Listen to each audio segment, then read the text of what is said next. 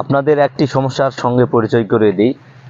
আপনারা যারা আম চাষ করেন বা বাসায় যাদের দু একটি করে আমের গাছ আছে, আপনারা আম পেড়ে নিয়ে গিয়ে বাসায় রেখে দিয়েছেন যে দুদিন পরে সে আমটা পেকে গেলে খাবেন, কিন্তু খাওয়ার মুহূর্তে দেখতেছেন যে আমের বোঁটা থেকে আমটা পচে যাচ্ছে বা আমের বিভিন্ন অংশ থেকে পচে যাচ্ছে।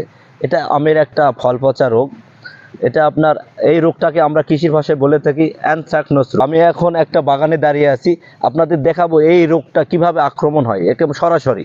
এই যে এত সুন্দর আম দেখতে পাচ্ছেন, এই আমটাতে কিন্তু এই রোগের আক্রমণ হয়েছে। এই যে স্ক্রিনে কি দেখা যাচ্ছে দেখেন স্পষ্ট, কি প্রথমে ছোট একটা দাগ পড়েছে এবং এই দাগটা আস্তে আস্তে আমার হাতে আরো কিছু আম আছে, এগুলো দেখায় এই রোগে আক্রান্ত হয়েছে। এই যে ফল পচা রোগটায় এই যে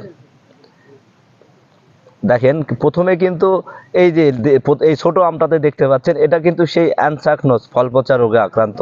তারপরে আমার হাতে আরেকটি আম আছে, এটাও কিন্তু এই রোগে আক্রান্ত।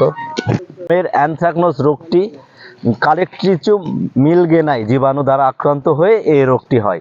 তো এই রোগ থেকে রক্ষা পেতে হলে, এই রোগ থেকে পরিত্রাণের উপায় হলো যে আপনাদের বাগান, আপনারা মনে করছেন যে বাগান সুন্দরভাবে পরিষ্কার পরিচ্ছন্ন আছে এবং আমার কোনো রোগ পোকার আক্রমণ নেই, তারপরেও আপনারা আম পাড়ার পরে এই সমস্যায় পড়েন।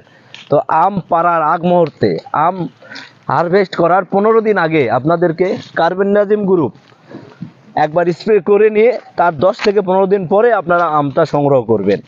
আর যদি আপনাদের এই রোগটা যদি আপনাদের বাগানে থেকে থাকে, সেই ক্ষেত্রে আপনারা 3 বার প্রতি লিটার পানিতে 2 গ্রাম হারে কার্বেন্ডাজিম গ্রুপের ছত্রাকনাশক মিশিয়ে 10 দিন পর পর 3 বার যদি স্প্রে করেন, তাহলে আমের এই পচা রোগ থেকে আপনারা রক্ষা পাবেন।